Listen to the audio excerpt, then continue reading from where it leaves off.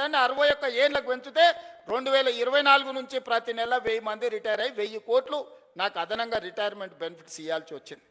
ఆర్టీసీలో బంద్ పెట్టి వందలాది మంది కార్మికులు చచ్చిపోయి 100 రోజుల పైగా దీక్ష చేసి 100 మంది చచ్చిపోతే ఆర్టీసీ లాస్లో మునిగి నడవలేని పరిస్థితి, టైర్లకు ట్యూబ్లకు పంచర్లు వేసుకునే పరిస్థితి లేకుండా ఆర్టీసీ ఇవాళ ఆర్టీసీ 1000 కోట్ల రూపాయల లాభంతో నడుస్తుంది. ఇవాళ సింగరేణి కష్టపెట్టి నిలబెట్టినాం, విద్యుత్ శాఖను ప్రక్షాళన చేసినాం, ఆర్థిక శాఖ ఈరోజు కష్టపడి నిలదొక్కుంటుంది. వ్యవసాయ శాఖ గురించి నాకంటే మీకెక్కువ తెలుసు. రెవెన్యూ శాఖ ధరణి పేరు మీద ఘడీల కోసం గులాంగిరి చేసే వ్యవస్థను తీసుకొస్తే ధరణిని బంగాళాఖాతంలో వేసి భూభారతి తీసుకొచ్చి ఈరోజు మీ సమస్యల్ని ఈ ప్రభుత్వం పరిష్కరిస్తలేదా? మా అక్కలు ఈయనే ఉన్నారు.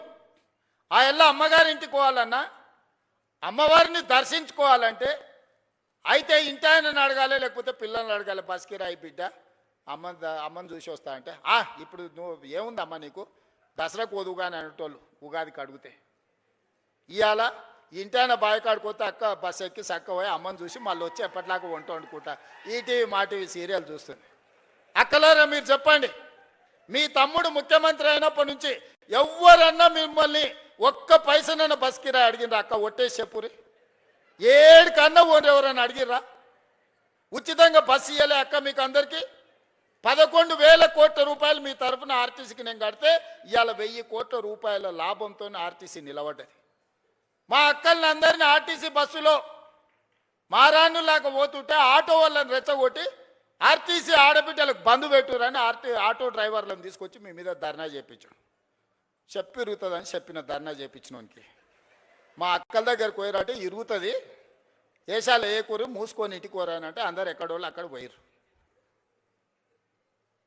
అట్లా మా అక్కల్ని ఉచితంగా బస్సులో పోతురని అవమానకరంగా చూస్తుంటే 1000 బస్సులు కొనిచ్చి 1000 బస్సులకు యజమానులకు మా మహిళా సంఘాలలో చేసి యజమానులను చేసిన మా అక్కలు ఇవాళ 1000 బస్సులకు యజమానులు. ఎవరో దాన ధర్మం మీద బస్సులో ఉచితంగా తీసుకుపోతే ప్రయాణం చేసేటోళ్ళు కాదు, 1000 బస్సులకు యజమానులు చేసిన. సోలార్ విద్యుత్ అంటే అదాని అంబానీ అంటే 1000 మెగావాట్ల సోలార్ విద్యుత్ మా ఆడబిడ్డలకు ఇచ్చి ఈరోజు విద్యుత్ ఉత్పత్తి చేసే పెట్టించి ఈరోజు బట్టిగారితో ఒప్పందం చేపించి ఇవాళ మా అక్కలకు అందరికీ సోలార్ విద్యుత్ ఉత్పత్తి చేసే యజమానులను చేపించిన. పెట్రోల్ బంకులు రిలయన్స్ నడుపుతుందంటే నారాయణపేట నుంచి ఈరోజు సంఘాలకు పెట్రోల్ బంకులు ఇప్పించి పెట్రోల్ బంకు యజమానులను మా అక్కలను చేయలేదా? రిలయన్స్తో పోటీ పడే విధంగా మా అక్కలు ఇన్నే ఉంది కదా, చెప్పమను. ఇవాళ ఈ శిల్పారామం హైటెక్ సిటీ అంటే అన్ని ఐటీ కంపెనీలు, విప్రో, మైక్రోసాఫ్ట్, లేకపోతే పెద్ద పెద్ద కంపెనీలని. ఎప్పుడన్నా మా అక్కలకి పక్కనే 3.5 ఎకరాలు ఉందయా, 1000 కోట్లది. ఒకసారి ఇందిరా మహిళా శక్తి స్టాల్స్ అని దీని పక్కనే గోడ కూడా మొత్తం లేదు, పోత చూసిపోరు. 1000 కోట్ల రూపాయలతోని మా అక్కలు తయారు చేసిన వస్తువులు అమ్ముకోనికి హైటెక్ సిటీ పక్కన 1000 కోట్లు 150 షాపులు మా అక్కలు ఉత్పత్తి చేస్తే గ్రామాలలో ఉత్పత్తి చేసే వస్తువులను ప్రపంచానికే గర్వంగా ఇక్కడ పెట్టి ఇవాళ మా అక్కలకు హైటెక్ సిటీ పక్కన 1000 కోట్ల భూమి నేను ఇచ్చిన 1000 కోట్లు 8,000 గ్రామ సంఘాల కోసం మీటింగుల కోసం ఒక్కటేసారి మొన్న టెంకాయ కొట్టి ప్రారంభించిన. జిల్లా కేంద్రాలు తొందరలోనే 23 జిల్లాలలో వాళ్ళ మహిళా సంఘాలకు జిల్లా కార్యాలయాలు ఈరోజు కట్టిస్తున్నాం. ఇందుకోసం మేము పోవాలనా? పిల్లల ఫీజు రియంబర్స్మెంట్ పరిష్కరించి ఒక పద్ధతి పట్టుకొచ్చినందుకు పోవాలనా? తెలంగాణ ఉద్యమమే నిరుద్యోగ సమస్య కదా. ఓ శ్రీకాంతాచారి, ఓ కానిస్టేబుల్ కిష్టయ్య, ఓ ఈశాన్ రెడ్డి, ఓ వేణుగోపాల్ రెడ్డి, ఓ సురేష్ నాయక్, ఓ కవితా నాయక్, ఈ పిల్లలందరూ దేనికోసం చచ్చిపోయినరు? మేము అమరులమైనా సరే ఉస్మానియా యూనివర్సిటీ గేటును దాన్ని పెట్రోల్ పోసుకొని తగలబెట్టుకున్న యాదయ్య దేనికోసం చనిపోయిండు? యాదిరెడ్డి ఎర్రకోట ముందల చెట్టుకు ఉరేసుకొని దేనికోసం ప్రాణత్యాగం చేసిండు? శాశ్వతంగా ఈ తెలంగాణను పట్టి పీడిస్తున్న ఉద్యోగ సమస్య, నిరుద్యోగ సమస్యను పరిష్కరించడానికి వందలాది మంది ఆత్మ బలిదానాలు చేసుకుంటే దుర్మార్గుడా నువ్వు ముఖ్యమంత్రి అయి నువ్వు, నీ కొడుకు, నీ అల్లుడు, నీ బిడ్డ, నీ సడ్డకుని కొడుకుకు ఉద్యోగాలు ఇచ్చుకున్నావు. కానీ మా నిరుద్యోగ యువకులకు పరీక్షలు పెడితే పేపర్లు పల్లి బఠానీలాగా జిరాక్స్ సెంటర్లలో అమ్ముకున్న దుర్మార్గుడా, నీ ప్రక్షాళన చేసి 70,000 ఉద్యోగాలు 30 నెలలు ఇచ్చింది నేను కాదా? ఆడ ఈడ కాదు, గ్రూప్ 1 ఈడి నుంచే 562 మందికి ఈ నుంచే ఉద్యోగ నియామక పత్రాలు ఇచ్చిన.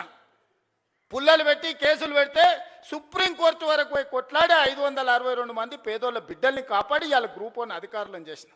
గ్రూప్ 2లో 1100 మందిని చేసిన. గ్రూప్ 3, గ్రూప్ 4 టీచర్స్, డాక్టర్స్ అన్ని డిపార్ట్మెంట్లలో ఆర్ఎన్బి, యుఎన్సి ప్రతి డిపార్ట్మెంట్లో అగ్రికల్చర్ నుంచి ఇరిగేషన్ వరకు ఎడ్యుకేషన్ నుంచి ప్రతి డిపార్ట్మెంట్లో 70,000 ఉద్యోగ ఖాళీలను భర్తీ చేసి వాళ్ళందరూ కూడా మొదటి తారీఖు నాడే జీతాలు ఇస్తున్నాం కదా. ఇది కాదా ప్రజాపాలన? ప్రజలు ఎన్నుకున్న ప్రభుత్వం ఇది కాదా? 5 ఏళ్ల కోసం ప్రజలు ఎన్నుకుంటే నువ్వు రాజీనామా చేయి, నువ్వు దిగిపో. నీ అయ్యా జాగీరా దిగిపోనికే. మీ తాతల గడి అనుకుంటున్నావా? గడి ముందల లేకపోతే మేమేమన్నా బానిసలం అనుకుంటున్నావా? ఏమనుకుంటున్నావు? బిడ్డ దుక్కి దున్నే చేతులు ఇవన్నీ ఉన్నాయి. నువ్వు అనుకుంటున్నావేమో మళ్ళా రావాలే, వస్తాడు, తిరుగుతాడు అని. వస్తే ఏమిస్తాడు? ఏమి చేయడు? మీరు ఆలోచన చేయండి సోదరులారా. రైతు రుణమాఫీ చేయడు, రైతు భరోసా ఇవ్వడు, నిరుద్యోగ సమస్య తీర్చడు, పండించిన పంట కొనడు.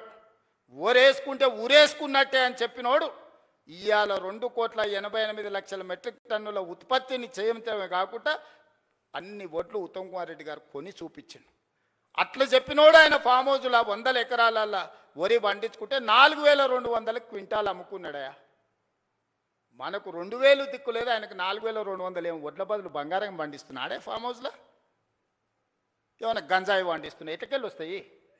అంటే అధికారం ఉంది కదా అని నీ భూమిలో పండించిన పంటకు 4,200 కంపెనీలను వంగబెట్టి గుంజుకొని నువ్వా? ఆయన చేయగలిగింది ఒక్కటే. మళ్ళీ వచ్చిందంటే మీరు భార్యాభర్తలు మాట్లాడుకున్నా మీ ఫోన్లు వినుడు తప్ప ఇంకో పని చేయడు. ఫామ్ హౌస్లు ఎందుకుంటాడు? రాజకీయ నాయకులే విన్నాడంటే అర్థం ఉంది, అధికారుల ఫోన్లు విన్నాడంటే, నిఘా పెట్టిండంటే అర్థం ఉంది. పడనోళ్ళ గురించే దాన్ని విన్నాడంటే సరే ఏదో పడదు కాబట్టి విన్నాడని. అరే పిల్ల మొగులు మాట్లాడుకునేది వినే సిగ్గులేనోడు ఎవడని ఉంటాడా? ఏం బతికే అది? బతక అది కూడా బతికేనా?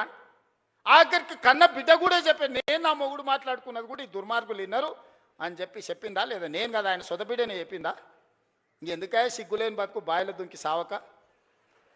ఇంతకంటే సిగ్గులేని బతికేదాన్ని ఉంటుందా? ప్రతిపక్షాల వింటివి, అధికారుల ఫోన్లు వింటివి, పడనోళ్ళ వింటివి, పక్క రాష్ట్రాల్లో వింటివి, ఆఖరికి ఆలుమొగలు మాట్లాడుకుంటూ కూడా వాళ్ళ ఫోన్లు విని నీ పైశాచిక ఆనందం ఏందని నేను అడుగుతున్నా. అందుకోసం ఆయన మళ్ళా రావాలనా? పాపాల భైరవుడు అంట ఫామ్ హౌస్లు ఉన్నాడంట, మళ్ళీ రావాలనంట. ఆయన కోసం అంట మన అందరం ఎదురు చూస్తున్నామంట. ఇది వీళ్ళ జాతి, వీళ్ళ నీతి. అందుకే మిత్రులారా, ఏది ఉన్నా ఉన్నది ఉన్నట్టు చెప్తా, చెప్పిందే చేస్తా, చేసిందే చెప్తా, కాకపోతే కాదని చెప్తా. ఓ పూట మీకు నచ్చకపోయినా ఉన్నది ఉన్నట్టు చెప్పిండు ఆ పిల్లగాడు అని అంటారు. నాకేం గొప్ప కిరీటాలు పెట్టుకోవాలని లేదు, వజ్ర వైదూర్యాలు సంపాదించుకోవాలని ఆలోచన లేదు. ఈ పిల్లగాడు ఏదన్నా ఉంటే ఉన్నది ఉన్నట్టు కుండ బలగొట్టినట్టు చెప్తాడా అని మీరు అనుకుంటే చాలే.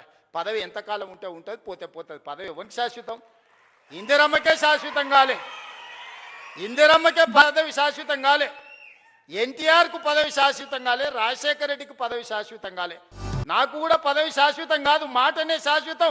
మాట మాట్లాడితే నిలబడతాడు, మాట కోసం ఎంతకైనా నిలబడతాడు అనే పేరు కోసమే ఈ ప్రయత్నం అంతా. అబద్ధాల పునాదుల మీద ఈ ప్రభుత్వాన్ని నడపను. మీకు అబద్ధాలు చెప్పి మిమ్మల్ని నమ్మించే ప్రయత్నం చేయను. ఏమున్నదో అదే చెప్తా, ఏం చెప్పినో అదే చేస్తా. సోదరులారా, తెలంగాణ రైతాంగానికి నా విజ్ఞప్తి ఒక్కటే, వ్యవసాయాన్ని ఈరోజు కాలం మారింది, కాలానికి తగ్గట్టుగా మన నైపుణ్యం పెంచుకోవాలి. ఈసారి వర్షాలు పడవు, శాస్త్రవేత్తలు చెప్తారు. ఎలీనో వచ్చింది, నీళ్లు తక్కువ ఉంటాయి, వర్షాభావం పరిస్థితి ఉంటుంది, వర్షాల మీద నీళ్ళ మీద ఆధారపడ్డ పంటలు వేయకండి అని శాస్త్రవేత్తలు చెప్పారు. నేను గదే చెప్పిన. ఇక చూసినావా రేవంత్ రెడ్డి రైతులకు పంగనామం పెడుతున్నాను. అరే పనికిమాలినోడా, వాన పడదురా అని నేను చెప్తున్నా. వాన పడకపోతే, నీళ్లు రాకపోతే, కాలువలు వారకపోతే వరి ఎట్లా వండుతుంది? కొంత తక్కువ చేయండి, తక్కువ నీళ్లతో వండే పంటలు వండించు.